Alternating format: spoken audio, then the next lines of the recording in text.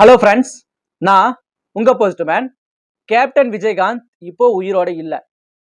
அவரு கொரோனா பாசிட்டிவ்னால சென்னையில மியாட் மருத்துவமனையில உயிர் இழந்துட்டாரு.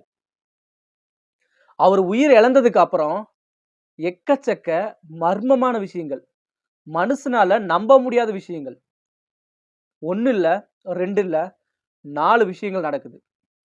அந்த 4 விஷயங்கள் என்னன்னா, ஃபர்ஸ்ட் ஒரு சாமியாரு நம்ம விஜயகாந்த் சார் வந்து உடல் அடக்கம் பண்ணியிருக்காங்க பாத்தீங்களா, அந்த சமாதிக்கு போறாரு.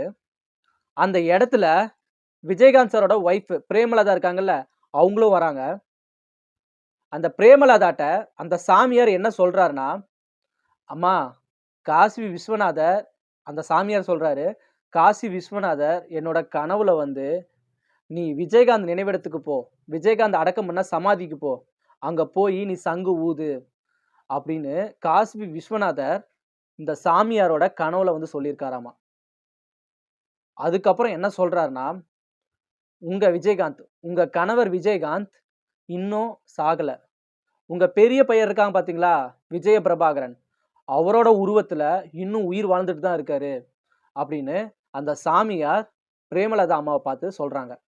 பிரேமலதா அம்மா அந்த இடத்துலயே கண் கலங்குறாங்க. அதுக்கப்புறம் ஒரு 5 நிமிஷம் இருக்குங்க. 5 நிமிஷத்துக்கு அப்புறம் அந்த சாமியாருக்கு அப்படியே அருள் வந்தது போல விஜயகாந்த் சார் இருக்காருல்ல, அவரோட வாய்ஸ்ல என்ன சொல்றாருன்னா, இப்போ விஜயகாந்த் சார் தான் பிரேமலதா அம்மாட்ட பேசுற மாதிரி, பிரேமலதா, நான் தான் விஜயகாந்த் பேசுறேன். நான் உன்னை விட்டு எங்கேயுமே போமாட்டேன். இந்த கஷ்டப்படுற மக்களுக்காக நான் எப்பவுமே அவங்க கூட இருந்து அவங்களுக்கு உதவி பண்ணிக்கிட்டே தான் இருப்பேன். அவங்கள விட்டு நான் எங்க போறேன் சொல்லு? நீ கண் கலங்காத. அப்படின்னு விஜயகாந்த் சார் அவரோட வாய்ஸ்ல அந்த சாமியாரோட உருவத்துல பிரேமலதா அம்மாட்ட சொல்றாங்க. இத பார்த்த பிரேமலதா கண் கலங்குறாங்க. இது 1. 2வது, விஜயகாந்த் சார் இறந்துடுறாரு. அவர் உடல அடக்கம் பண்றதுக்காக இந்த சென்னை சென்ட்ரல் இருக்குல்ல, அங்க ஒரு ரயில்வே ஸ்டேஷன் இருக்கு. அந்த ரயில்வே ஸ்டேஷன்ல இருந்து அவரோட பாடிய அந்த இடத்துல கொண்டு போயிட்டு இருக்கும் பொழுது, ஒரு கருடன், அதாவது ஒரு பருந்து, ஒரு மிகப்பெரிய பருந்துங்க. அந்த பருந்து விஜயகாந்த் சார் உடல சுத்தி ரவுண்ட் அடிக்குது. இது 2. 3வது, விஜயகாந்த் சார் ஆசையா ஒரு பறவைய வளர்க்குறாரு. அது என்ன பறவைனா, ஒரு வெள்ளைக்கிளி. அந்த வெள்ளைக்கிளி வந்து விஜயகாந்த் சார் இறந்ததுக்கு அப்புறம் கேப்டன், கேப்டன், கேப்டன் அப்படின்னு கத்திக்கிட்டே இருக்காமா.